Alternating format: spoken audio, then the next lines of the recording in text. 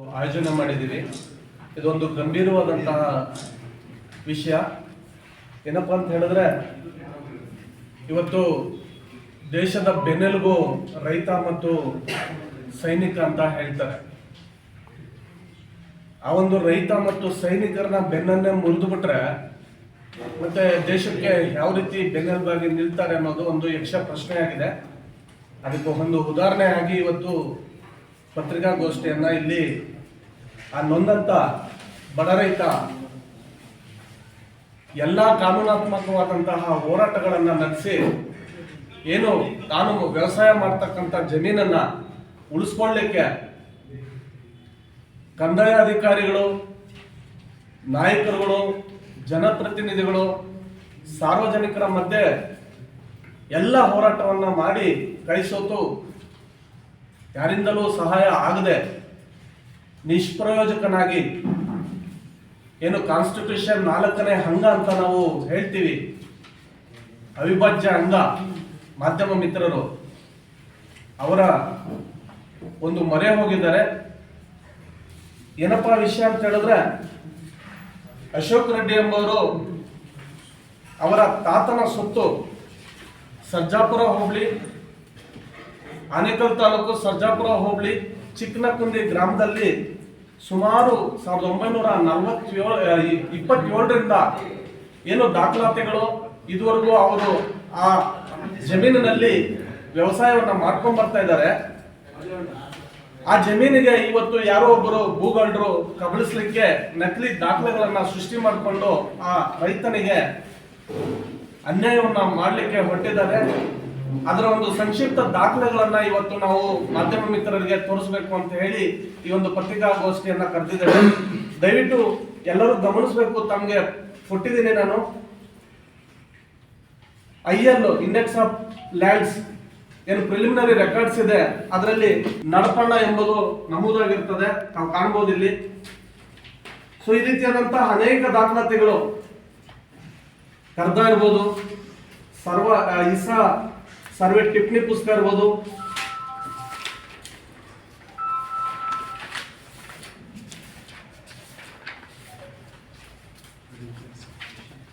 ಇಸ್ಸಾ survey ಪಕ್ಕಾ ಪುಸ್ತಕ, ಅದರಲ್ಲೂ ಸಹ ಚಿಕ್ಕನಕುಂದಿ ಗ್ರಾಮ ಸರ್ವೆ ನಂಬರ್ 55/1ರಲ್ಲಿ ಚಿಕ್ಕಮುನುರೆಡ್ಡಿ ಬಿನ್ ಚಿಕ್ಕಮುನುರೆಡ್ಡಿ ಅಂತ ಇದೆ.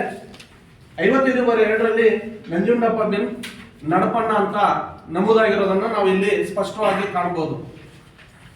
ಈ 55/1 ಏನು ಚಿಕ್ಕ ಮುನಿರೆಡ್ಡಿ ಮತ್ತು ಚಿಕ್ಕಮುನಿರೆಡ್ಡಿ ಅವರ ವಾರಸುದಾರಲ್ಲಿ ನನ್ನ ಪಕ್ಕ ಕೂತಿದ್ದಾರೆ.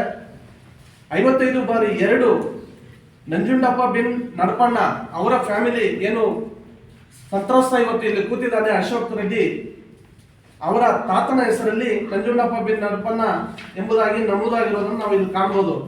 ಅದೇ ರೀತಿ ರೀಕ್ಲಾಸಿಫಿಕೇಶನ್ ಸರ್ವೆ ಆಗುತ್ತೆ, ಇಸ್ಸಾ ಸರ್ವೆ ಟಿಪ್ಪಣಿ ಪುಸ್ತಕ ಇರುತ್ತೆ, ಅದರಲ್ಲೂ ಸಹ ಇಲ್ಲಿ ಕ್ಲಿಯರ್ ಆಗಿ ಬರೆದಿದ್ದಾರೆ. ಬಹಳ ಸ್ಪಷ್ಟವಾಗಿ ಸರ್ವೆ ದಾಖಲೆಗಳಲ್ಲಿ ಉಲ್ಲೇಖ ಆಗಿದೆ. ಆಕಾರ ಬಂದಿನಂತೆ ಪ್ರಿಲಿಮಿನರಿ ರೆಕಾರ್ಡ್ನಂತೆ ಹಿಸ್ಸೆದಾರರು ಅಂತ ನಮೂದಾಗಿದೆ. ಅದರಂತೆ 55/1ರಲ್ಲಿ ಚಿಕ್ಕಮುನಿರೆಡ್ಡಿ ಬಿನ್ ಚಿಕ್ಕಮುನಿರೆಡ್ಡಿ, ಹಾಗೆ 55/2ರಲ್ಲಿ ನಂಜುಂಡಪ್ಪ ಬಿನ್ ನಡಪಣ್ಣ ಅಂತ ಸ್ಪಷ್ಟವಾಗಿ ಉಲ್ಲೇಖ ಆಗಿದೆ. ಇಷ್ಟೆಲ್ಲ ದಾಖಲೆಗಳಿದ್ರೂ ಸಹ ಈ ಒಂದು ಜಮೀನನ್ನ ಕಬಳಿಸುವಂತ ಹುನ್ನಾರ ಮಾಡ್ತಿದ್ದಾರೆ.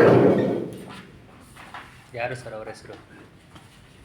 ಅದೇ ರೀತಿ ನಂಜುಂಡಪ್ಪ ಬಿನ್ ನಡಪಣ್ಣರವರು ಇಲ್ಲಿ ಕಾಣ್ಬೋದು, ಕಂದಾಯ ಕಟ್ಟಿದ್ದಾರೆ. ಇದು 12 ರೂಪಾಯಿಯನ್ನ ಕಂದಾಯವನ್ನ ಕಟ್ಟಿರ್ತಾರೆ 1984ರಲ್ಲಿ, ದಿನಾಂಕ 18/3/84ರಲ್ಲಿ. ಇದೇ ಸರ್ವೆ ನಂಬರ್ಗೆ ಸಂಬಂಧಪಟ್ಟಂತೆ ಕಂದಾಯಗಳು ಸಹ ಕಟ್ಕೊಂಡು ಬಂದಿರ್ತಾರೆ. ಇದಾದ ನಂತರ ಏನು ಪಹಣಿಗಳಲ್ಲಿ 1960ರಲ್ಲಿ ಪಹಣಿಗಳು ಏನು ಸ್ಟಾರ್ಟ್ ಆಗುತ್ತೆ, ಅಲ್ಲಿ ನಂಜುಂಡಪ್ಪ ಬಿನ್ ನಡಪಣ್ಣ ನಂಜುಂಡಪ್ಪ ಅವರ ಹೆಸರಲ್ಲೇ ಕಂಟಿನ್ಯೂ ಆಗ್ತಾ ಇರ್ತದೆ ಪಹಣಿಗಳಲ್ಲಿ. ಕಾಲಕ್ರಮೇಣ 1990-91ರಲ್ಲಿ ಕಂದಾಯ ಇಲಾಖೆಯ ಅಧಿಕಾರಿಗಳ ಕೈತಪ್ಪಿನಿಂದ ನಂಜುಂಡರೆಡ್ಡಿ ಬಿನ್ ನಡಪರೆಡ್ಡಿ ಅಂತ ಹೇಳಿ ಉಲ್ಲೇಖ ಆಗ್ಬಿಡುತ್ತೆ. ನಂಜುಂಡಪ್ಪ ಇದನ್ನ ರೆಡ್ಡಿ ಅಂತ ಹೇಳಿ ಅಲ್ಲಿ ಸೇರಿಸ್ತಾರೆ. ನಡಪಣ್ಣ ಅಂತ ಇರೋದನ್ನ ರೆಡ್ಡಿ ಅಂತೇಳಿ, ಯಾಕಂದ್ರೆ ಅವರು ರೆಡ್ಡಿ ಜನಾಂಗದವರಾಗಿರ್ತಾರೆ. ಅದರಿಂದ ಕಂದಾಯ ಅಧಿಕಾರಿಗಳ ಅಂದಿನ ಕಂದಾಯ ಅಧಿಕಾರಿಗಳ ಒಂದು ಕೈಬರಹದ ಪಾಣಿಗಳಲ್ಲಿ ಕೈ ತಪ್ಪಿನಿಂದ ನಂಜುಂಡಪ್ಪ ಅನ್ನೋದು ಹೋಗಿ ನಂಜುಂಡರೆಡ್ಡಿ ಬಿನ್ ನಡಪರೆಡ್ಡಿ ಅನ್ನೋದು ಉಲ್ಲೇಖ ಆಗುತ್ತೆ. ಅದು ಮುಂದುವರೆದು ಗಣಕೀಕೃತ ಪಾಣಿಗಳಲ್ಲೂ ಸಹ ನಂಜುಂಡರೆಡ್ಡಿ ಬಿನ್ ನಡಪರೆಡ್ಡಿ ಅಂತ ಉಲ್ಲೇಖ ಆಗ್ತದೆ. ಹಾಗೆ ಕಾಲಕ್ರಮೇಣ ಎಲ್ಲಿವರೆಗೆ ಸರ್ ಅದು 1900 ನೋಡ್ಬೋದು ತಮ್ಮ ದಾಖಲೆಯಲ್ಲಿ 1960ರಿಂದ 89ರವರೆಗೂ ನಂಜುಂಡಪ್ಪ ಅಂತಾನೆ ಬರ್ತದೆ. ಅದಾದ ನಂತರ 1989-90ರಲ್ಲಿ ನಂಜುಂಡರೆಡ್ಡಿ ಬಿನ್ ನಡಪರೆಡ್ಡಿ ಅನ್ನೋದು ಆಗುತ್ತೆ. ಅದಾದ ನಂತರ ಕಾಲಕ್ರಮೇಣ ಈಗ ಪ್ರಸ್ತುತ ನಂಜುಂಡರೆಡ್ಡಿ ಬಿನ್ ನಂಜುಂಡರೆಡ್ಡಿ ಅಂತೇಳಿ ಕಂದಾಯ ಅಧಿಕಾರಿಗಳ ಒಂದು ಕೈ ತಪ್ಪಿನಿಂದ ಇದಾಗುತ್ತೆ ಸರ್. ಸೊ ಇದೇ ಜಮೀನನ್ನ ವಿಚಾರವಾಗಿ ಏನ್ ನಂಜುಂಡಪ್ಪ ಅವರ ಸೊಸೆ ಇರ್ತಾರೆ ಕಮಲಮ್ಮ ಅಂತೇಳಿ, ಅವರು ಕೋರ್ಟ್ಗೆ ಹೋಗ್ತಾರೆ. ತನ್ನ ಗಂಡ ತೀರ್ಕೊಂಡಿರ್ತಾನೆ, ಈ ವಿಚಾರವಾಗಿ ನನಗೆ ಪಾರ್ಟಿಷನ್ ಆಗಬೇಕು, ವಿಭಾಗ ಆಗಬೇಕು ಅಂತೇಳಿ ತನ್ನ ಮಾವನ ವಿರುದ್ಧ ಕೋರ್ಟ್ಗೆ ಹೋಗ್ತಾರೆ. ಆ ಕೋರ್ಟ್ನಲ್ಲಿ ಅವರಿಗೆ 3ನೇ ಒಂದು ಭಾಗವ ಅಲ್ಲಿ ಡಿಗ್ರಿ ಆಗುತ್ತೆ. ಇದನ್ನ ಒಪ್ಪದಂತಹ ಅವರ ಇನ್ನೊಬ್ಬ ಮಗ ನಂಜುಂಡಪ್ಪ ಅವರ ಮಗ ನಾರಾಯಣ ರೆಡ್ಡಿ ಅವರು ಮತ್ತೆ ಅವ್ರ ತಾಯಿ ಚೌಡಮ್ಮ ಅನ್ನೋರು ಮತ್ತೆ ಅಪೀಲ್ ಹೋಗ್ತಾರೆ. ಅಪೀಲ್ ಹೋದಂತ ಸಂದರ್ಭದಲ್ಲಿ 6ನೇ ಒಂದು ಭಾಗ ಅದು ಕೋರ್ಟ್ ಡಿಗ್ರಿ ಆಗುತ್ತೆ. ಅದರಂತೆ FD ಫೈನಲ್ ಡಿಗ್ರಿನೂ ಆಗುತ್ತೆ. ಆ FDP ಪ್ರಕಾರ ಏನು ಇವರಿಗೆ ಭಾಗ ಬಂದಿರುತ್ತೆ, ಕಮಲಮ್ಮ ಅನ್ನೋರಿಗೆ 25 ಗುಂಟೆ, ಇದೇ ಸರ್ವೆ ನಂಬರ್ 55/2 ಪೈಕಿ 25 ಗುಂಟೆ ಅವರಿಗೆ ವಿಭಾಗ ಹೋಗುತ್ತೆ. ನಾವು ನೋಡ್ಬೋದು, ಇಲ್ಲಿ ಸ್ಪಷ್ಟವಾಗಿ ಉಲ್ಲೇಖ ಆಗಿದೆ. Bengaluru civil judge court degree FDP number 40/94 ಇದರಂತೆ ಕಮಲಮ್ಮರವರ ಹೆಸರಿಗೆ ಖಾತೆ ದಾಖಲಾದ ಮುನ್ರಾಜು ಅನ್ನೋರಿಗೆ ದಾನಪತ್ರವನ್ನ ಮಾಡ್ತಾರೆ. ಆ ದಾನಪತ್ರವನ್ನ ತಾವು ಇಲ್ಲಿ ನೋಡ್ಬೋದು. ಕಮಲಮ್ಮನವರ ಹೆಸರಿಗೆ ಬಂದಂತಹ 55/2 ಮತ್ತು ಇನ್ನಿತರ ಸರ್ವೆ ನಂಬರ್ಗಳಲ್ಲಿ ಏನು ಬಂದಿರುತ್ತೆ ವಿಭಾಗ, ಅವೆಲ್ಲವನ್ನು ತನ್ನ ಸ್ವಂತ ತಮ್ಮನಾದ ಮುನಿರಾಜು ಬಿನ್ ಲೇಟ್ ಅಕ್ಕಲ್ ರೆಡ್ಡಿ, ಇವರು ಕೂಗೂರು ಗ್ರಾಮಸ್ಥರಾಗಿರ್ತಾರೆ. ಇವರಿಗೆ ತನ್ನ ಸ್ವಂತ ಇಚ್ಛೆಯಿಂದ ದಾನಪತ್ರವನ್ನ ಎಲ್ಲ ಸರ್ವೆ ನಂಬರ್ಗಳನ್ನ ದಾನಪತ್ರವನ್ನ ಮಾಡ್ತಾರೆ. ಕಮಲಮ್ಮ ಹೆಸರಲ್ಲಿದ್ದಂತಹ ಖಾತೆ ಮುನ್ರಾಜು ಎನ್ನುವರಿಗೆ ಅದು ಬದಲಾವಣೆ ಆಗುತ್ತೆ. ಹಾಗೆ ಇನ್ನು ಉಳಿದಂತಹ ಏನು 3 ಎಕರೆ 3 ಗುಂಟೆ ಜಮೀನು ಇರುತ್ತೆ, ಅದು ನಂಜುಂಡರೆಡ್ಡಿ ಏನು ಪ್ರಸ್ತುತ ಇದೆ ಅವರ ಹೆಸರಲ್ಲಿ ಇದುವರೆಗೂ ಅದು ಹಾಗೆ ಮುಂದುವರಿತಾ ಬರುತ್ತೆ. ಏನು ನಾನು ಉಲ್ಲೇಖ ಮಾಡಿದೆ, 1927ರಿಂದ ನಂಜುಂಡಪ್ಪ ಬಿನ್ ನಡಪಣ್ಣ ಆ ಫ್ಯಾಮಿಲಿ ಯಾವುದೇ ರೀತಿಯಾದಂತಹ ಕ್ರಯ ವಿಕ್ರಯಗಳು, ಯಾವುದೇ ರೀತಿ ಭೋಗ್ಯ ಆಧಾರ ಯಾವುದೇ ರೀತಿ ಇದುವರೆಗೂ ಮಾಡಿರುವುದಿಲ್ಲ.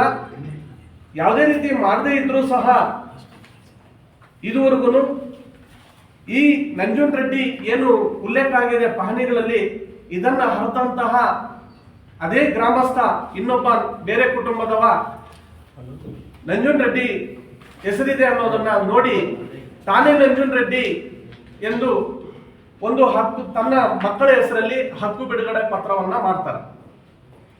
ಹೇಗಾದ್ರೂ ಮಾಡಿ ಈ ಬೆಲೆ ಬಾಳುವಂತಹ ಸುಮಾರು 30 ಕೋಟಿಗೂ ಹೆಚ್ಚು ಬೆಲೆ ಬಾಳುವಂತಹ ಈ 3 ಎಕರೆ 3 ಗುಂಟೆಯನ್ನ ಕಬಳಿಸಬೇಕು ಅನ್ನೋ ಹುನ್ನಾರದಿಂದ ಒಂದು ಹಕ್ಕು ಬಿಡುಗಡೆ ಪತ್ರವನ್ನ ಮಾಡಿ ತನ್ನ ಹೆಸರಿಗೆ ಖಾತೆ ಮಾಡಬೇಕು ಅಂತ ಹೇಳಿ ಒಂದು ಅಪ್ಲಿಕೇಶನ್ ಅನ್ನ ಕಂದಾಯ ಅಧಿಕಾರಿಗಳ ಮುಂದೆ ಕೊಡ್ತಾರೆ. ಈ ಹಕ್ಕುಪತ್ರದಲ್ಲಿ ಯಾವುದೇ ರೀತಿಯಾದಂತಹ ದಾಖಲೆಗಳನ್ನ ಅವರು ತೋರಿಸಿರೋದಿಲ್ಲ. ಒಂದು ಕಡೆ ಪಿತ್ರಾರ್ಜಿತವಾಗಿ ಬಂದಂತಹ ಸ್ವತ್ತು ಅಂತ ಹೇಳಿ ಮಾತ್ರ ಹಕ್ಕುಪತ್ರವನ್ನ ಬಿಡುಗಡೆ ಮಾಡಿರ್ತಾರೆ. ಈ ಫ್ಯಾಮಿಲಿ ಟ್ರೀನು ಸಹ ತಮ್ಮ ಮುಂದೆ ಇಡ್ತಾ ಇದ್ದೀವಿ. ಇವರು ಏನು ಹುನ್ನಾರ ಮಾಡ್ತಿದ್ದಾರೆ, ಇವರೇ ಬೇರೆ ಫ್ಯಾಮಿಲಿ. ಏನು ನಂಜುಂಡಪ್ಪ ಬಿನ್ ನಡಪಣ್ಣ ಇವರ ಫ್ಯಾಮಿಲಿ ಟ್ರೀನು ಸಹ ತಮಗೆ ಪ್ರಸ್ತುತಪಡಿಸ್ತಾ ಇದ್ದೀನಿ. ಇವ್ರದೇ ಬೇರೆ ಫ್ಯಾಮಿಲಿ ಆಗಿರುತ್ತೆ. ಇಷ್ಟೆಲ್ಲ ಪ್ರಕರಣಗಳು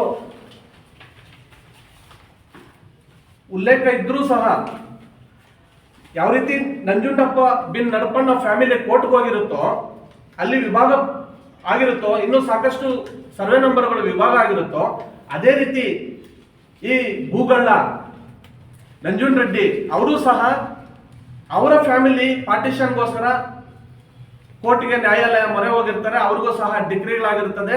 ಅದರಲ್ಲಿ ಎಲ್ಲೂ ಸಹ ನರಪಣ್ಣನ ಫ್ಯಾಮಿಲಿಯ ಸ್ವತ್ತು ಎಲ್ಲೂ ಉಲ್ಲೇಖ ಆಗಿರೋದಿಲ್ಲ. ಸೊ ಇದು ಸರ್ಜಾಪುರ ಆನೇಕಲ್ ಭಾಗದಲ್ಲಿ ಈ ರೀತಿಯಾದಂತಹ ಪ್ರಕರಣಗಳು ಒಂದೇ ಹೆಸರಿರೋದ್ರಿಂದ ಸಾಕಷ್ಟು ಪ್ರಕರಣಗಳು ನಡೀತಾ ಇದೆ.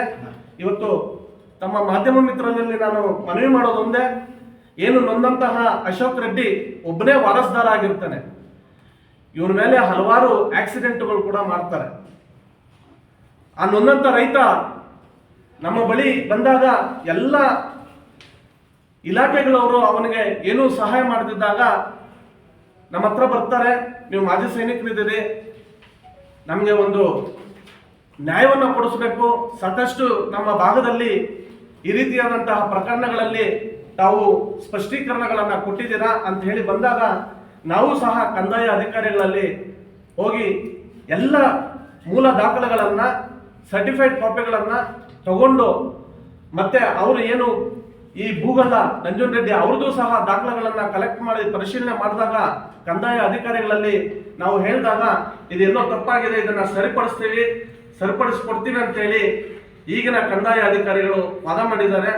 ದಯವಿಟ್ಟು ಆ ನೊಂದಂತಹ ಕುಟುಂಬಕ್ಕೆ, ನೊಂದಂತಹ ಬಡ ರೈತನಿಗೆ ಏನು 4 ಹಸುಗಳನ್ನ ಮೇಯಿಸಿಕೊಂಡು ತನ್ನ ಜೀವನವನ್ನ ನಡೆಸ್ತಾ ಇದ್ದಾನೆ, ಆ ಒಂದು ನೊಂದಂತಹ ರೈತನಿಗೆ ಇವತ್ತು ನಾವು ಸಹ ಒಬ್ಬ ಮಾಜಿ ಸೈನಿಕನಾಗಿ, ಗ್ರಾಮಸ್ಥರಾಗಿ, ಸಾರ್ವಜನಿಕವಾಗಿ ಆ ಧ್ವನಿಗೆ ನಾವು ಒಂದು ಧ್ವನಿಯಾಗಿ ತಮ್ಮ ಮೂಲಕ ನಾನು ಬೇಡ್ಕೊಳ್ತೇನೆ.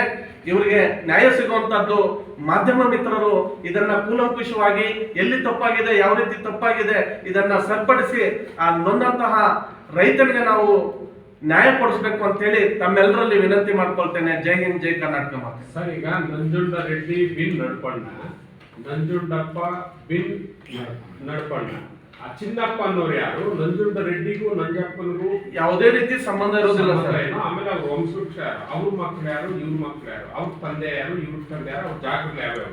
ಅದೇ ಊರವರ ಪಕ್ಕದ ಜಮೀನ ಏನು? ಅವ್ರದ್ದೊಂದು ವೇಳೆ ಇದ್ರೆ ಅವ್ರ ಸರ್ವೆ ನಂಬರ್ ಏನು? ಈಗಾಗಲೇ ನಾವು ತಮಗೆ ಸ್ಪಷ್ಟೀಕರಣ ಪಡಿಸಿದ್ದು ಎಲ್ಲ ದಾಖಲೆಗಳಲ್ಲಿ ನಂಜುಂಡಪ್ಪ ಬಿನ್ ನಡಪಣ್ಣ ಅಂತ ಇದ್ದದ್ದು ಕ್ರಮೇಣ ಕೈಬರಹ ಪಾಣಿಗಳಿಂದ, ಕಂದಾಯ ಅಧಿಕಾರಿಗಳ ತಪ್ಪಿನಿಂದ ನಂಜುಂಡ ರೆಡ್ಡಿ ಈಗ 2000ವರೆಗೂ ನಂಜುಂಡಪ್ಪ ಬಿನ್ ನಡಪಣ್ಣ ಅಂತ ಇತ್ತು. ಹೌದು, ಕೈ ತಪ್ಪಿನಿಂದ ಆಗೋದಾದ್ರೆ ಹೆಸರುಗಳಷ್ಟೇ ಚೇಂಜ್ ಆಗ್ಬೇಕು. ವಂಶವೃಕ್ಷ ಇನ್ನೊಂದು ಇದೆಯಲ್ಲ, ಅದು ಚೇಂಜ್ ಆಗ್ಬಾರ್ದಲ್ವಾ? ಹೌದು. ಅವ್ರು ಯಾರು ಅಂತ ಅವಾಗ ಯಾಕೆ ನೀವು ಎಚ್ಚೆತ್ಕೊಂಡಿಲ್ಲ? ಏನು ನೊಂದಂತ ರೈತ ಇದ್ದಾನೆ, ಆತ ಅನಕ್ಷರಸ್ಥ ಆಗಿರ್ತಾನೆ, ಅದರಿಂದ ಈ ಕೈ ತಪ್ಪುಗಳಾಗಿದೆ, ನೋಡ್ಕೊಂಡಿರಲ್ಲ. ಅದು ತನ್ನ ತಪ್ಪಲ್ಲ, ಕಂದಾಯ ಅಧಿಕಾರಿಗಳ ತಪ್ಪಿನಿಂದ ಇದು ಆಗಿರುತ್ತೆ. ಕೈ ಬರಹಗಳಲ್ಲಿ ನಾವು ನೋಡ್ತಾ ಇದ್ರೆ ಇನ್ನೊಬ್ಬ ವ್ಯಕ್ತಿ ಯಾಕೆ ಬರ್ತಾನೆ? ಅವನು ಸಹ ನಂಜುಂಡ ರೆಡ್ಡಿ ಅನ್ನೋ ಒಂದು ಹೆಸರು ಇರೋದ್ರಿಂದ ಪಕ್ಕದ ಮನೆಯವನಾಗಿರ್ತಾನೆ, ಅದೇ ಗ್ರಾಮಸ್ಥ ಆಗಿರ್ತಾನೆ. ಅವನಿಗೆ ಬಹಳ ಸ್ಪಷ್ಟವಾಗಿ ಗೊತ್ತಿರುತ್ತೆ ಈತನ ಹಿಂದೆ ಯಾರೂ ಇಲ್ಲ, ಈತ ಒಬ್ಬನೇ, ಇದನ್ನು ಸಹ ಅನಕ್ಷರಸ್ಥ, ಹೇಗಾದ್ರೂ ಮಾಡಿ ಇದನ್ನ ನಾವು ಕಬಳಿಸಬಹುದು ಅನ್ನೋ ಹುನ್ನಾರ ಅವನಿಗೆ ಬಹಳ ಸ್ಪಷ್ಟವಾಗಿ ಗೊತ್ತಿರೋದ್ರಿಂದ ಇದಕ್ಕೆ ಅವನು ಕೈ ಹಾಕ್ತಾನೆ. ಅವ್ರದ್ದು ಬೇರೆ ಜಮೀನು, ಅವ್ರದೇ ಬೇರೆ ಜಮೀನಿದೆ. ಈಗಾಗಲೇ ನಾನು ಹೇಳಿದಾಗೆ ಅವರೇ ಪಾರ್ಟಿಷನ್ಗೆ ಹೋಗ್ತಾರೆ 743/2007 ಅಲ್ಲಿ. ಸರ್ವೆ ನಂಬರ್ 213 ಮುಸ್ಸಂದ್ರ ಗ್ರಾಮದಲ್ಲಿ ಏನು ಫೋರ್ಜರಿ ಮಾಡಿರ್ತಕ್ಕಂಥ ನಂಜುಂಡ ರೆಡ್ಡಿ ಇದ್ದಾರಲ್ಲ, ಅದೊಂದು ಸರ್ವೆ ನಂಬರು. ವರ್ತೂರು ಗ್ರಾಮ 117/9 2 ಎಕರೆ 4 ಗುಂಟೆ ಏನು ಈ ಫೋರ್ಜರಿ ಮಾಡಿದ್ದಾನೋ ಆ ವ್ಯಕ್ತಿ ಕುಟುಂಬದ್ದು 2 ಎಕರೆ 4 ಗುಂಟೆ ಇರುತ್ತೆ. ಇದೇ ಚಿಕ್ಕನಕುಂದಿ ಗ್ರಾಮದಲ್ಲಿ 8/1 1 ಎಕರೆ 2 ಗುಂಟೆ ಜಮೀನು. ಇದೇ ಕುಟುಂಬ ಏನು ಇವತ್ತು ಕೋರ್ಟಲ್ಲಿ ಅವರು ಈ ನಡಪಣ್ಣ ಜಮೀನ ಕಬ್ಜಾ ಮಾಡಿದಾರಲ್ಲ, ನಂಜುಂಡ ರೆಡ್ಡಿ ಅನ್ನೋ ವ್ಯಕ್ತಿ, ಅವರಿಗೆ ಕೋರ್ಟಲ್ಲೇ ಡಿಗ್ರಿ ಆಗಿದೆ. ಸರ್ವೆ ನಂಬರ್ 8/1 1 ಎಕರೆ 2 ಗುಂಟೆ ಅದೇ ಗ್ರಾಮದಲ್ಲಿ ಇದೆ. ಈ ಜಮೀನು 55/2 ಜಮೀನಿಗೂ ಮತ್ತೆ ಈವರೆಗೂ ಯಾವುದೇ ಕುಟುಂಬಕ್ಕೆ ಸಂಬಂಧ ಇಲ್ಲ. ನಂಜುಂಡ ರೆಡ್ಡಿ ಅನ್ನೋ ಒಂದು ನೇಮ್ ಇಟ್ಕೊಂಡು ಆತನೇ ಒಂದು ಸಬ್ ರಿಜಿಸ್ಟ್ರಲ್ಲಿ ತನ್ನ ಮಕ್ಕಳಿಗೆ ಚಂದ್ರಶೇಖರ್ ಮತ್ತೆ ಮೋಹನ್ ಅನ್ನೋವನಿಗೆ ಹಕ್ಕು ಬಿಡುಗಡೆ ಮಾಡಿಕೊಟ್ಟು ಇದನ್ನ ಕಂದಾಯ ಅಧಿಕಾರಿಗಳಿಗೆ ದಿಕ್ತಪ್ಪಿಸಿ ಖಾತೆ ಮಾಡ್ಕೊಳಕ್ ಹೋದಾಗ ಅಲ್ಲಿರ್ತಕ್ಕಂಥ ಗ್ರಾಮ ಸಹಾಯಕರು ಮತ್ತೆ ಕಂದಾಯ ಅಧಿಕಾರಿಗಳು ಸ್ಪಾಟ್ ಮಾಜರ್ ಬಂದಾಗ ಆ ಸ್ಪಾಟ್ ಮಾಜರ್ ಅಲ್ಲಿ ಗ್ರಾಮಸ್ಥರು ಈ ಜಮೀನು ನಡ್ಕೊಂಡ ಕುಟುಂಬದ್ದು ಅಶೋಕದ ಅಂತ ಹೇಳಿ ಆದ ಮೇಲೆ ಇದು ಸ್ಟಾಪ್ ಆಗಿಲ್ಲ. ರಾಜಕಾರಣಿಗಳ ಹತ್ರ ಹೋಗಿ ಅಲ್ಲಿಂದ ಅಧಿಕಾರಿಗಳಿಗೆ ಧಮಕಿ ಹಾಕಿ ಏನು ಆ ಗ್ರಾಮಸ್ಥರು ಬಂದರು ಶಿವನಾರಾಯಣ ರೆಡ್ಡಿ ಅನ್ನೋರಿಗೆ, ಆ ಶಿವನಾರಾಯಣ ರೆಡ್ಡಿ ಅವ್ರ ಮೇಲೆ ಧಮಕಿ ಹಾಕಿ ಕಾಂಗ್ರೆಸ್ ವಕ್ತಾರರಾದಂಥ ರಘುಪತಿ ರೆಡ್ಡಿ ಅವರು ಧಮಕಿ ಹಾಕ್ತಾರೆ. ಈ ಜಮೀನಿಗೆ ನಾವು ಕೈ ಹಾಕಿದ್ದೀರಿ, ಇನ್ವೆಸ್ಟ್ಮೆಂಟ್ ಮಾಡಿದ್ದೀರಿ, ಅಪ್ಪೋಡ್ ಜಮೀನಿಗೆ మీరు ಎವರು ಸಹಿ ಹಾಕಿ ಕೊಡ್ದಂತ ಹೇಳ್ಬಿಟ್ಟು ಮಾತಾಡಿರೋದು ದನಿ ಇಲ್ಲಿದೆ.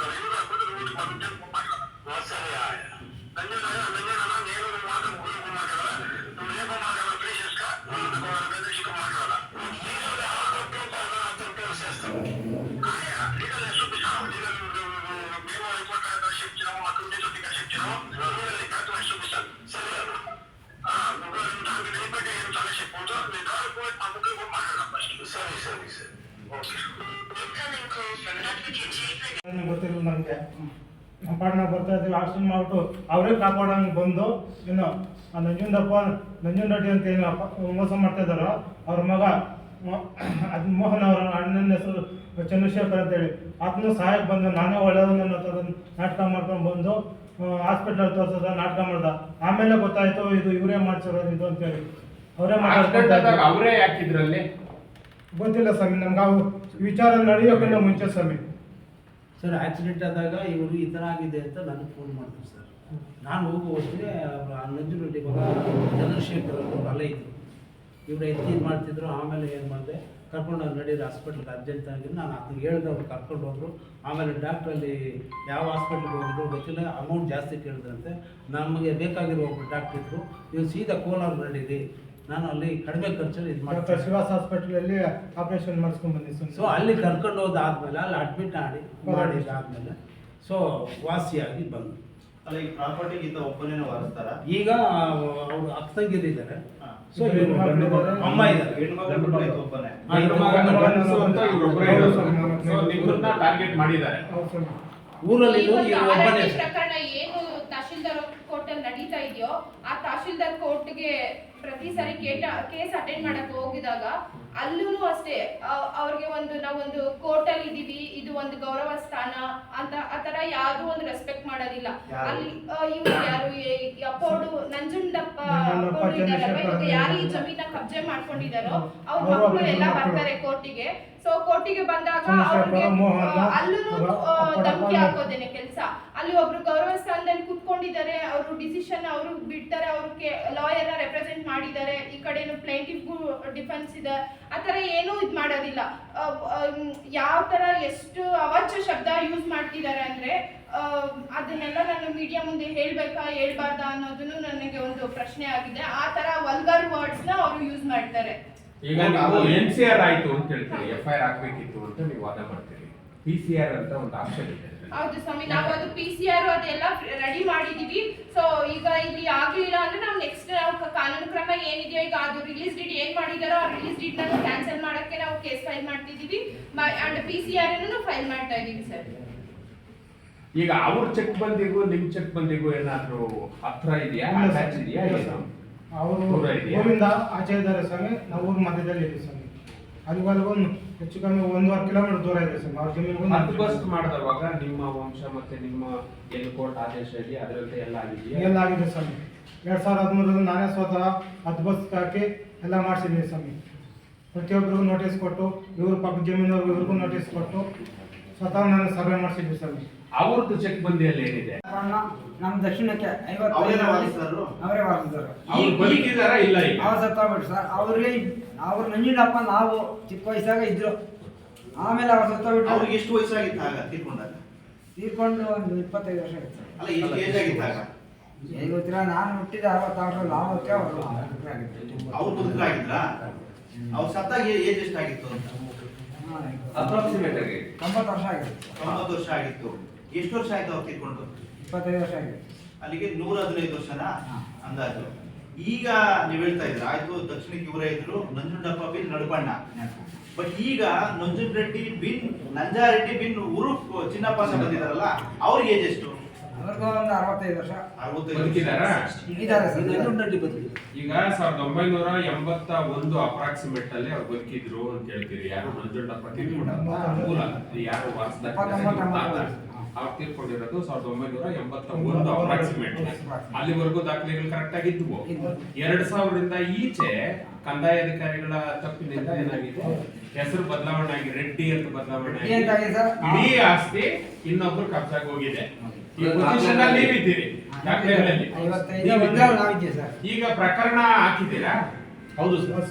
ಏನು ಸ್ಟೇಟಸ್ ಏನೀಗ? RIT ಕೇಸ್ ನಡೀತಿದೆ ಸರ್ 410/2023 ಅಲ್ಲಿ. ಎಲ್ಲಿ? ಈಗ ವಿಶೇಷ ತಹಶೀಲ್ದಾರ್ ಅವರ ಮುಂಭಾಗ ನಡೀತಿದೆ. ಅವರಿಗೆ ಎಲ್ಲ ದಾಖಲೆಗಳನ್ನ ನಾವು ಮೂಲ ದಾಖಲೆಗಳನ್ನ ಕೊಟ್ಟಿದ್ದೀವಿ. ಅದರಂತೆ ಅವರು ಮಾಡ್ತೀವಿ ಅಂತ ಹೇಳಿದ್ದಾರೆ ಸರ್. ಪ್ರಕರಣ ನಡೀತಿದೆ. ಅಲ್ಲೂ ಹೋಗಿ ಕೋರ್ಟ್ ಅಲ್ಲಿ ಅವರ ಹಿಂದೆ ಇರುವಂತಹ ಭೂಗಳ್ರು ಧಮಕಿ ಹಾಕ್ತಾರೆ ಅಧಿಕಾರಿಗಳಿಗೆ. ನೀವು ನಾವು ಕೋರ್ಟ್ ಹೋದಾಗ ಯಾರು ನಿಮಗೆ ಯಾರು ಧಮಕಿ ಹಾಕಿದ್ರು ಅದ್ರ ಹಿನ್ನೆಲೆ ಯಾರಿದ್ದಾರೆ, ಯಾರು ಬಲಾಢ್ಯರಿದ್ದಾರೆ ಅದನ್ನ ನೇರವಾಗಿ ಹೇಳೋದು ಹೊರತು ನಮ್ಗೆ ಅರ್ಥ ಆಗಲ್ಲ. ನಾವು ತಾಲೂಕು ಆಫೀಸ್ ಹೋದ ಸಮಯ ಆರ್ ಎ ಅವರು ಕಾಣ್ಬೇಕಂದ್ರೆ ತಾಲೂಕು ಆಫೀಸ್ ಒಳಗಡೆ ಹೋದಾಗ ಅಲ್ಲಿ ಸಂಪಿಗೆ ನಾಗರಾಜ್ ಅವರು ಇದ್ರ ಸಮಯ ಇವ್ರ ಜೊತೆ ಇಬ್ಬರ ಜೊತೆ ಎಲ್ಲ ಸೇರ್ಕೊಂಡು ನಿಂತ್ಕೊಂಡಿದ್ರ ಸಮಯ ಪಾಟು ನಾವು ಹೋಗ್ತಾ ಇದ್ವಿ ಸಮಯ ಏನು ಸಡನ್ ಆಗಿ ಬಂದು ನೀನು ಯಾರು ಬರೋಕ್ಕೆ ಇವ್ರ ಜೊತೆ ನಿಮ್ಗೆ ಏನು ಸಂಬಂಧ ಅಂತ ಗಲಾಟೆ ಮಾಡೋ ಸಮಯ ಗಲಾಟೆ ಮಾಡಿ ನಮ್ಮ ಮೇಲೇನೆ ತಪ್ಪು ಕಂಪ್ಲೇಂಟ್ ಕೊಟ್ಟು ಏನು ಅವ್ರ ಜೊತೆ ಯಲ್ಲಪ್ಪನವರು ಇನ್ನೊಬ್ಬರು ಹೆಂಗಸರು ಸಮಯ ಅವ್ರ ಹೆಸರು ಏನಂತ ನನಗೆ ಇವತ್ತು ಗೊತ್ತಿಲ್ಲ. ನಾನು ಸುಮ್ಮನೆ ಕಂಪ್ಲೇಂಟ್ ಕೊಟ್ಟು ಸ್ಟೇಷನಲ್ಲಿ ಕೂರಿಸಿ ನಿನಗೆ ಇಲ್ಲೇ ಎತ್ಬಿಡ್ತೀನಿ, ನೀನು ಆನೆಕಲ್ ಕಡೆ ತಲೆ ಹಾಕೋಕೆ ಕೂಡ ಬಿಡೋದಿಲ್ಲ, ನನ್ನ ಹಿಂದೆ ಅಷ್ಟು ಜನ ಇದ್ದಾರೆ ಇಷ್ಟು ಜನ ಇದ್ದಾರೆ ಅಂತ ಬೆದರಿಕೆ ಹಾಕಿದ್ರು ಸಮಯ. ನಾನು ಏನು ಮಾಡ್ಕೊಳಕ್ಕಾಗ್ತಾ ಇಲ್ಲ ಸಮಯ. ನಮ್ಮ ಭಯದಿಂದ ನಾನು ಎಲ್ಲ ಓಡಾಡೋಕ್ಕೂ ಕೂಡ ಆಗ್ತಾ ಇಲ್ಲ ಸರ್. ನನಗೆ ನಾಗರಾಜು ನಿಮಗೆ ಮೊದಲೇ ಪರಿಚಯ ಇದ್ರ? ಇಲ್ಲ ಸರ್, ನಾವು ಯಾರಂತ ನನಗೆ ಗೊತ್ತಿಲ್ಲ. ಇವತ್ತು ಸರಿಯಾಗಿ ಯಾರನ್ನು ಗೊತ್ತಿಲ್ಲ ಸರ್. ಈಗ ಸಂಪಿಗೆ ನಾಗರಾಜು ಇಲ್ಲಿ ಯಾಕೆ ಬರ್ತಾರೆ, ನಿಮಗೆ ಯಾಕೆ ಅವ್ರ ಜೊತೆ ಶಾಮೀಲ್ ಆಗಿ ಅವರೇ ಸ್ವತಃ ಮುಂದೆ ನಿಂತು ಅಧಿಕಾರಿಗಳು ಬೆದರಿಕೆ ಹಾಕಿ ಖಾತೆ ಮಾಡಿಸ್ಕೊಡ್ತೀವಿ, ನಮ್ಮ ಏನೋ ಬಂದ್ರೆ ನಾವು ನೋಡ್ಕೊಳ್ತೀವಿ ಅಂತ ಅವರೇ ಮುಂದೆ ನಿಂತು ನಡೆಸ್ತಾ ಇದ್ದಾರೆ ಸಮಿತಿನೆಲ್ಲ. ಈ ಕುರಿತಂತೆ ಅವ್ರು ಬೆದರಿಕೆ ಆಗ್ತವಾಗ ನಿಮಗೆ ಎದುರಿಸಿದಾಗ ನೀವೇನಾದ್ರೂ ಪೊಲೀಸ್ ಠಾಣೆ ಮೆಟ್ಲ? ಇಲ್ಲ ಸರ್, ಯಾಕೆ? ಇಲ್ಲ ನಮ್ಗೆ ಭಯ ಸಮೀನ್ ನಮ್ಮಿಂದ ಮುಂಚೆ ಅವರೇ ಇವರು ಪೊಲೀಸ್ ಕೇಸ್ ನಮಗೆ ಕೊಟ್ಟಿದ್ದಾಗ ನಾವು ಪೊಲೀಸ್ ಸ್ಟೇಷನ್ ಹೋಗಿದ್ವಿ. ಕಂಪ್ಲೇಂಟ್ ರೈಸ್ ಮಾಡಿದ್ರು ಅಶೋಕ್ ರೆಡ್ಡಿ ಅವ್ರ ಮೇಲೆ. ಅಶೋಕ್ ರೆಡ್ಡಿ ಅವ್ರ ಮೇಲೆ ಕಂಪ್ಲೇಂಟ್ ರೈಸ್ ಆಗಿದೆ ಅಂತ ನನಗೆ ಕಾಲ್ ಮಾಡಿದ್ರು. ಸೊ ನಾನು ಸ್ಟೇಷನ್ಗೆ ಹೋಗಿದ್ದೆ ಅಂತ ಸಂದರ್ಭದಲ್ಲಿ ಅವರು ಕಾನ್ಸ್ಟೇಬಲ್ ಅವರು ನನಗೆ ಕೇಳಿದೆ ಏನು ಕಂಪ್ಲೇಂಟು, ಯಾಕೆ ವಿಚಾರ ಏನು ಅಂತ ಕೇಳಿದಾಗ ಈಗ ಸಡನ್ ಆಗಿ ಸಂಪಿಗೆ ನಾಗರಾಜು ಮತ್ತೆ ಒಬ್ರು ಲೇಡಿ ಬಂದಿದ್ರು, ಲೇಡಿ ಮತ್ತೆ ಇನ್ನೊಬ್ರು ಯಾರೋ ಯಲ್ಲಪ್ಪ ಅಂತ ಅನ್ನೋರು ಬಂದಿದ್ರು. ಸೊ ಆ ಸಂದರ್ಭದಲ್ಲಿ ನಾನು ಕಾನ್ಸ್ಟೇಬಲ್ ಹತ್ರ ಮಾತಾಡ್ತಿದ್ದೆ, ಇನ್ಸ್ಪೆಕ್ಟರ್ ಇದಿರ್ಲಿಲ್ಲ ಆ ಸಂದರ್ಭದಲ್ಲಿ. ನಾನು ಕಾನ್ಸ್ಟೇಬಲ್ ಹತ್ರ ಮಾತಾಡ್ತಿರ್ಬೇಕಾದ್ರೆ ಏನು ವಿಚಾರ ಅಂತ ಕೇಳಿದಾಗ ಅವ್ರು ಹೇಳಿದ್ರು ಈ ತರ ಏನು ತಾಲೂಕು ಆಫೀಸ್ ಹತ್ರ ಇವ್ರು ಯಾರಿಗೋ ಫೋಟೋ ತಗೋತಾ ಇದ್ರು ಅಂತ ಹೇಳಿದ್ರು. ಸೊ ಏನಕ್ಕೆ ಫೋಟೋ ತಗೊಂಡಿದ್ದು ಅಂತ ನಾನು ಇವ್ರ ಹತ್ರ ವಿಚಾರ ಮಾಡ್ತಿರ್ಬೇಕಾದ್ರೆ ಏಕಾಏಕಿ ಅವ್ರು ಬಂದ್ರು, ಸಂಪಿಗೆ ನಾಗರಾಜ್ ಅವ್ರು ಬಂದ್ಬಿಟ್ಟು ಅವ್ರು ಯಾರು ಅಂತಾನೆ ನನ್ಗೆ, ನಾನು ಹೊಸದಾಗಿ ಅದು ಕೇಸ್ ಎಲ್ಲ ತಗೊಂಡಿದ್ದು ಸ್ಟಾರ್ಟಿಂಗ್ ಇತ್ತು. ಸೊ ಆ ಸಂದರ್ಭದಲ್ಲಿ ಇವ್ರು ಏಕಾಏಕಿ ಬಂದ್ಬಿಟ್ಟು ಒಂದು ಅಡ್ವೊಕೇಟ್ ಇದ್ದಾರೆ ಅಂತಾನು ಒಂದು ರೆಸ್ಪೆಕ್ಟು ಮಾಡಲಿಲ್ಲ. ಏಕಾಏಕಿ ಬಂದ್ಬಿಟ್ಟು ಅಶೋಕ್ ರೆಡ್ಡಿ ಅವ್ರಿಗೆ ಏನ್ ಹೇಳಿದ್ರು ಅಂದ್ರೆ ನೀನು ಈ ಒಂದು ಕಂಪ್ಲೇಂಟ್ ಕೊಟ್ಟಿದ್ಯಾ, ನೀನು ಎತ್ತು ಬಿಡ್ತೀನಿ, ನಾನು ದಾರಿ ಅಡ್ಡ ಕಾಯಿಸಿ ನಿನ್ನ ಎತ್ತುತ್ತೀನಿ. ನಾನು ಸ್ಟೇಷನ್ ಅವ್ರಿಗೆ ಹೇಳ್ತಾ ಇದ್ರು ಕಾನ್ಸ್ಟೇಬಲ್ಗೆ, ನೀನು ಇವಾಗ ಇವ್ರ ವಿರುದ್ಧ FIR ಮಾಡಲಿಲ್ಲ ಅಂದ್ರೆ ನಾನು ಸ್ಟೇಷನ್ ಹತ್ರ 1000 ಜನನ ದಲಿತ್ಸ್ನ ಕರ್ಕೊಂಡು ಬಂದು ಇದ್ ಮಾಡ್ತೀನಿ ಅದ್ ಮಾಡ್ತೀನಿ ಅಂತ ಇದ್ ಮಾಡ್ತಿದ್ರು. ಸೊ ಆ ಸೆಕೆಂಡು ನನಗೆ ಸ್ವಲ್ಪ ನನಗೂ ಭಯ ಆಯಿತು. ಈ ಥರ ಏಕಾಏಕಿ ಮಾಡ್ತಿದ್ದಾರೆ, ದಾರಿ ಕಾಯ್ತೀನಿ ಅಂತ ಹೇಳ್ತಾ ಇದ್ದಾರೆ, ಹೇಗೆ ಮಾಡೋದು ಅಂತ. ಆ ಸಮಯದಲ್ಲಿ ನಾನು ಸೇಫ್ ಆಗಬೇಕಾಗಿತ್ತು ಅಂತ ಹೇಳ್ಬಿಟ್ಟು, ಸರಿ ಆಯಿತು ನಮ್ಮದೇ ಮಿಸ್ಟೇಕ್ ಇರಲಿ, ಅದು ಎನ್ ಸಿ ಆರ್ ಆಗಲಿ ಮುಂದೆ ಏನಾದರೂ ಇದ್ರೆ ನೋಡ್ಕೊಳ್ಳೋಣ ಅಂತ ನಾನು ಸುಮ್ಮನೆ ಆ ಟೈಮ್ಗೆ ನಾವು ಸೇಫ್ ಆಗಿ ಹೊರಗಡೆ ಬಂದ್ವಿ. ಆಲ್ಮೋಸ್ಟ್ ನಮಗೆ ಒಂದು 2 hours ಅಶೋಕ್ ರೆಡ್ಡಿ ಅವ್ರಿಗೆ ಎಲ್ಲ ಅವರು ಯಾವ ಥರ ಅವ್ರಿಗೆ ಬರುತ್ತೋ ಆ ಥರ ಎಲ್ಲ ಇದು ಮಾಡಿದ್ರು, ಯಾವ ಥರ ಬೇಕೋ ಆ ಥರ ಎಲ್ಲ ಬ್ಯಾಡ್ ವರ್ಡ್ಸಲ್ಲೇ ಬೈದ್ರು. ಏಕಾಏಕಿ ಧಮಕಿ ಪೊಲೀಸ್ ಸ್ಟೇಷನ್ ಅವ್ರಿಗೆ ಹೇಳ್ತಾ ಇದ್ರು, ನೀವು ಇವಾಗ ಏನಾದರೂ ಅವ್ರು FIR ಮಾಡೋ ಅಂತಾರ ಅಫೆನ್ಸ್ ಏನು ಮಾಡಿರಲಿಲ್ಲ, ಬಟ್ ಆ ಸಂದರ್ಭದಲ್ಲಿ ಅವರು FIR ಆಗಲೇಬೇಕು, ಇಲ್ಲಾಂದ್ರೆ ಸ್ಟೇಷನ್ ಅನ್ನೋ ಒಂದು ಇದೂ ಇಲ್ಲ ಅಂತ ಅವ್ರ ಮೇಲೆ ಓಪನ್ ಚಾಲೆಂಜ್ ಮಾಡ್ತಿದ್ರು ಸರ್ ಆ ಟೈಮಲ್ಲಿ. ಯಾವ ಸ್ಟೇಷನ್ ಅಲ್ಲಿ? ಸರ್ ಆನೇಕಲ್ ಸ್ಟೇಷನ್ ಅಲ್ಲಿ ಸರ್. ಈಗ ನೀವು ಒಬ್ಬ ಅಡ್ವೊಕೇಟ್ ಇದ್ದೀರಿ, ನಿಮ್ ಮುಂದೆನೆ ಇಷ್ಟೆಲ್ಲ ಧಮಕಿಗಳು ಬಂತು. ಪೊಲೀಸ್ ಸ್ಟೇಷನ್ ಒಳಗಡೆ ಮೇಲಾಧಿಕಾರಿ ಅಂತ ಇರ್ತಾರೆ, ಪೊಲೀಸ್ ಠಾಣೆಯಲ್ಲಿ ಮೇಲಾಧಿಕಾರಿ. ಸಂದರ್ಭದಲ್ಲಿ ಅವತ್ತು ದಸರಾ ಆಚರಣೆ ಇತ್ತು ಸರ್, ದಸರಾ ಪೂಜೆ ಇತ್ತು. ಸೊ ಹಾಗಾಗಿ ಅವರೆಲ್ಲ ದಸರಾ ಸೆಲೆಬ್ರೇಷನ್ ಮಾಡೋದ್ರಲ್ಲಿ ಸ್ಟೇಷನ್ ಎಲ್ಲ ಡೆಕೋರೇಷನ್ ಮಾಡ್ತಿದ್ರು. ಸೊ ಯಾರನ್ನು ಇವ್ರಿಗೆ ಅಲ್ಲಿ ಒಬ್ಬ ಕೂತಿದ್ದೊಬ್ರು ಕಾನ್ಸ್ಟೇಬಲ್ ಹೆಸರು ನನಗೆ ಸರಿಯಾಗಿ ಗೊತ್ತಿಲ್ಲ, ಅವ್ರೊಬ್ರು ಬಿಟ್ರೆ ಇವ್ರನ್ನ ಯಾರು ಏನು ಅವ್ರು ಅಷ್ಟು ಓಪನ್ ಆಗಿ ಧಮಕಿ ಹಾಕ್ತಿದ್ದಾರೆ, ಚಾಲೆಂಜ್ ಮಾಡ್ತಿದ್ದಾರೆ. ಈ ತರ ಒಂದು ಏನು ಅಂತ ಅಲ್ಲಿ ಸ್ಟೇಷನ್ ಇನ್ಸ್ಪೆಕ್ಟರ್ ಇರ್ಲಿಲ್ಲ, ಬೇರೆ ಅವ್ರು ಯಾರು ಸಿಬ್ಬಂದಿ ಅವ್ರು ಯಾರು ಏನು ತಲೆ ಕೆಡಿಸ್ಕೊಂಡ್ಲಿಲ್ಲ ಸರ್. ಆಯ್ತು ಮೇಡಮ್, ಈಗ ಹೌದು ಸರ್, ಘಟನೆ ನಡೀತು, ಹೌದು ಎಲ್ಲಾ ಪೊಲೀಸ್ ಠಾಣೆಗಳಲ್ಲಿ CC ಕ್ಯಾಮ್ರಾಗಳಿದಾವೆ. ಹೌದು ಸರ್. ಅದಾದ್ಮೇಲೆ ನೀವೇನಾದ್ರೂ ಒಂದು ರಿಟರ್ನ್ ಕಂಪ್ಲೇಂಟ್ ಅನ್ನ ಕೊಡ್ತೀರಾ? ಅದಾದ್ಮೇಲೆ ನಾವು ಸರ್ಜಾಪುರ ಸ್ಟೇಷನ್ ಅಲ್ಲಿ ಕೊಡ್ತೀವಿ ಸ್ವಾಮಿ. ಆ ಸರ್ಜಾಪುರ ಇದಕ್ಕೆ ಸಂಬಂಧಪಟ್ಟಾಗೆ ಇದಕ್ಕೆ ಸಂಬಂಧಪಟ್ಟ police station Sarjapura police station ಅಲ್ಲಿ ಈ ತರ ಜಮೀನು ವಿಚಾರಕ್ಕೆ ಕಂಪ್ಲೇಂಟ್ ಆಗಿದೆ, ಈ ತರ ಅಲ್ಲಿ ಕೋಪರೇಟ್ ಮಾಡ್ಲಿಲ್ಲ ಅಂತ ಹೇಳ್ಬಿಟ್ಟು ನಾವು ಸರ್ಜಾಪುರ ಪೊಲೀಸ್ ಸ್ಟೇಷನ್ ಅಲ್ಲಿ ಕಂಪ್ಲೇಂಟ್ ಕೊಟ್ವಿ. ಬಟ್ ಈ ವಿಚಾರನ FIR ಮಾಡ್ಬೇಕಾಗಿತ್ತು, ಬಟ್ ಅವ್ರು FIR ಮಾಡ್ಲಿಲ್ಲ. ಯಾಕೆ ಅಂದ್ರೆ ಆಲ್ರೆಡಿ ಅವರೆಲ್ಲ ಸೆಟಪ್ ಆಗೋಗಿದ್ರು ಅಂತ ಈ ವಿಚಾರವಾಗಿ ಯಾರು ಕಂಪ್ಲೇಂಟ್ ತಗೊಂಡಿಲ್ಲ. ಅಲ್ಲಿ ಕಂಪ್ಲೇಂಟ್ ತಗೊಳ್ಳೋ ಹತ್ರನೂ ಅಶೋಕ್ ರೆಡ್ಡಿಗೆ ಧಮಕಿ ಆಗ್ತಾ ಇದ್ದಾರೆ. ಸೊ ಅಲ್ಲಿ ಬರೀ NCR ಮಾಡ್ಕೊಟ್ರು. ಈ ಪ್ರಕರಣದಲ್ಲಿ NCR ಮಾಡೋ ಪ್ರಸಕ್ತಿ ಇಲ್ಲ, FIR ಮಾಡ್ಬೇಕಾಗಿತ್ತು. ಟಿಲ್ ಟುಡೇ ಇದು ಆಲ್ಮೋಸ್ಟ್ ಅಕ್ಟೋಬರ್ ಅಲ್ಲಿ ಆಗಿರೋದು, ಅಕ್ಟೋಬರ್ 10th ಆಗಿರೋದು ವಿಷಯ. ಇಲ್ಲಿವರೆಗೂ ಒಂದು FIR ಮಾಡ್ಕೊಡ್ಲಿಲ್ಲ. ಇವರು ಬರೀ ಇವ್ರು ಏನಾಗ್ಬಿಟ್ಟಿದೆ ಇವ್ರ ಪರಿಸ್ಥಿತಿ ಅಂದ್ರೆ, ತಾಲೂಕ್ ಆಫೀಸ್ ಹತ್ರ ಹೋಗ್ಬಿಟ್ಟು ಒಂದು ಅವ್ರ ಬ್ರಾಂಚ್ ಅಲ್ಲಿ ಒಂದು ಅಪ್ಲಿಕೇಶನ್ ನನ್ನ ತಕರಾರು ಇದೆ ಅಂತ ಅರ್ಜಿ ಕೊಟ್ರು, ಅರ್ಜಿ ತಗೊಳಕ್ ರೆಡಿ ಇಲ್ಲ ಯಾರು. ಪ್ರತಿ ಸಾರಿ ಒಂದು ಚಿಕ್ಕ ಅರ್ಜಿ ಕೊಡ್ಬೇಕಂದ್ರೆ ನಾವು ಹೋಗ್ಬೇಕು. ನಾನೇ ಹೋಗಿದ್ದೀನಿ ಸುಮಾರು ಸರಿ ಅರ್ಜಿ ಕೊಡಕ್, ತಕರಾರು ಅರ್ಜಿ ಕೊಡಕ್ ನಾನು ಹೋಗಿದ್ದೀನಿ. ಯಾಕೆ ತಗೋಬೇಕು ಅರ್ಜಿ, ಏನು ವಿಚಾರ ಅಂತ ನನಗೇನೆ ಹೇಳ್ತಾರೆ. ಆ ಸಂದರ್ಭದಲ್ಲಿ ನಾನು ಇಲ್ಲ, ಯಾಕೆ ಅರ್ಜಿ ತಗೊಳ್ಳೋದಿಲ್ಲ ಅಂತ ನನ್ಗೆ ಒಂದು ಎಂಡಾರ್ಸ್ಮೆಂಟ್ ಕೊಡಿ ಅಂತ ನಾನು ಅವ್ರ ಮೇಲೆ ಇದು ಮಾಡಿದಾಗ ಅವಾಗಲೇ ಅವ್ರು ಅರ್ಜಿ ತಗೋತಾರೆ. ಸೊ ನಾನು ಹೋಗೋವರೆಗೂ ಇವ್ರ ಹತ್ರ